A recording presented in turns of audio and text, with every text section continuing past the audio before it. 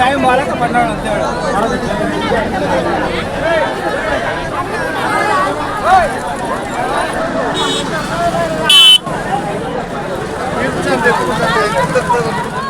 తిరుమలకు నెయ్యి తీసుకెళ్తున్న ట్యాంకర్ అదుపు తప్పి బోల్తా పడింది.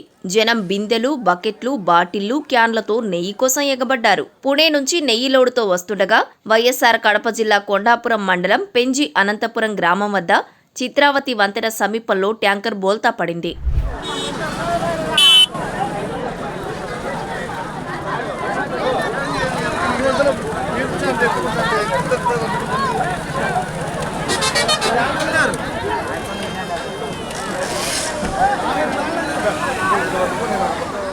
పుణే నుంచి 21,000 లీటర్ల నెయ్యిని తిరుమలకు తీసుకొస్తుండగా ఈ ఘటన జరిగింది. నేషనల్ హైవే నంబర్ 67పై మలుపు వద్ద ట్యాంకర్ అదుపు తప్పి బోల్తా పడింది.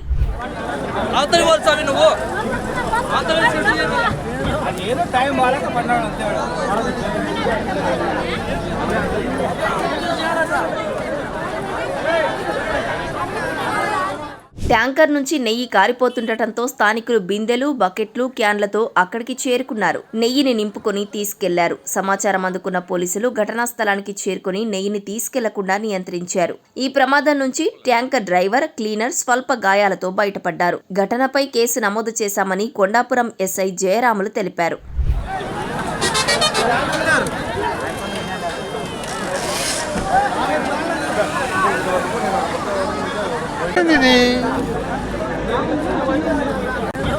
టైం వాళ్ళకి పన్నాడు అంతే.